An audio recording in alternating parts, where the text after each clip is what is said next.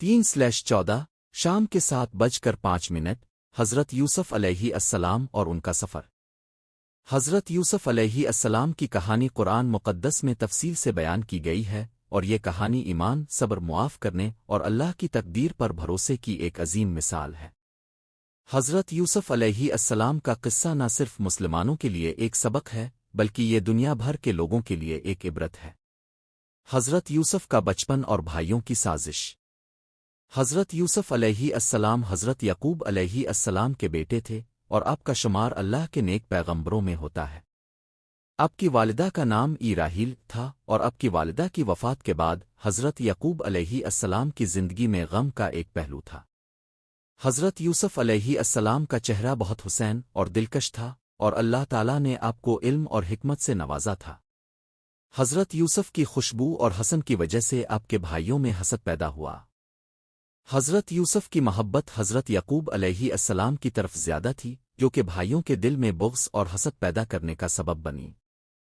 ایک دن حضرت یوسف علیہ السلام نے اپنے والد سے خواب بیان کیا، جس میں انہوں نے دیکھا کہ 11 ستارے، سورج اور چاند ان کے سامنے سجدہ کر رہے ہیں۔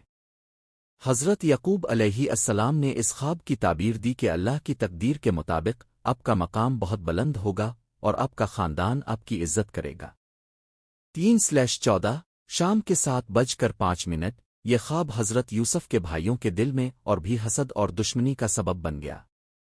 انہوں نے آپ کو مار ڈالنے کی سازش کی، لیکن ان میں سے ایک بھائی حضرت یامین نے اس ظلم کو روکنے کی کوشش کی۔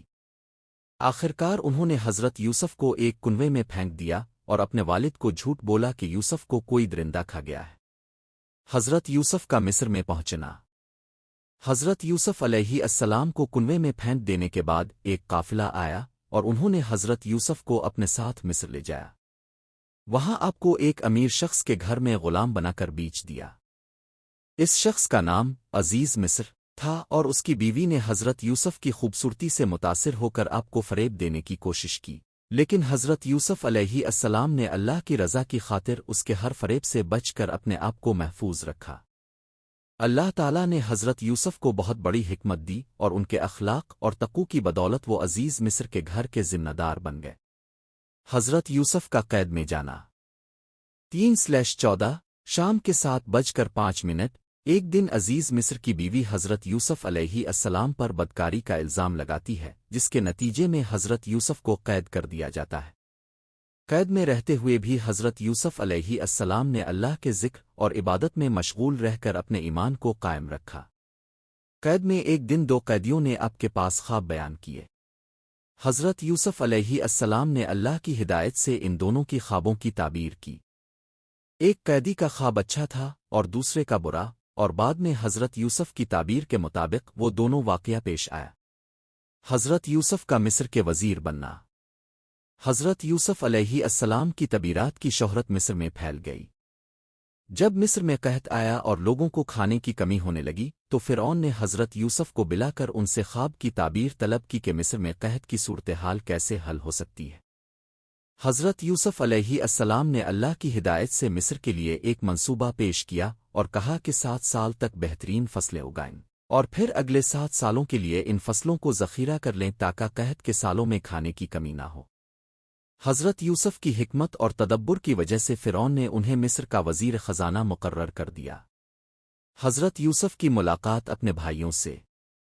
3/14 شام کے 7:05 جب قحط کا سال آیا اور حضرت یوسف کے بھائی مصر سے آ کر اناج لینے آئے، تو حضرت یوسف نے انہیں پہچان لیا، لیکن وہ انہیں نہ پہچان سکے۔ حضرت یوسف نے ان سے کئی سوالات کیے اور ان پر کچھ آزمائشیں ڈالیں تاکہ وہ اپنے گناہوں کا اعتراف کریں۔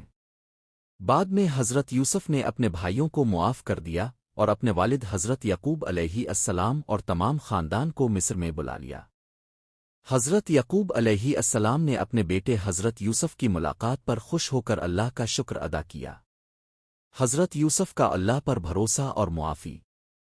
حضرت یوسف علیہ السلام نے اپنے بھائیوں کو معاف کر کے ایک عظیم سبق دیا کہ اللہ کی رضا کے لیے انسان کو اپنے دشمنوں کو بھی معاف کر دینا چاہیے۔ اپنے بھائیوں سے کہا، آج کے دن تم پر کوئی گرفت نہیں، اللہ تمہیں معاف کرے۔